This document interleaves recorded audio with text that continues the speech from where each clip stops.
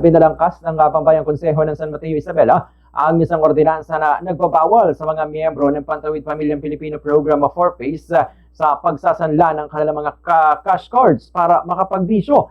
Sa kanyang talumpati, inihayag ni SB member Jennifer Ramones na ang mga mapapatunayan at mahuhuling nagsasanla ng kanilang cash card ay isa sa ilalim sa counseling bago pagpasyahan kung tatanggalin ang kanilang pangalan sa listahan. Anya, layunin nito na maiwasang mabaon pa sa pagkakautang ang mga tumatanggap ng benepisyo mula sa 4PACE, lalo na kung ang kanilang uutangan o pagsasanlaan ay may interes.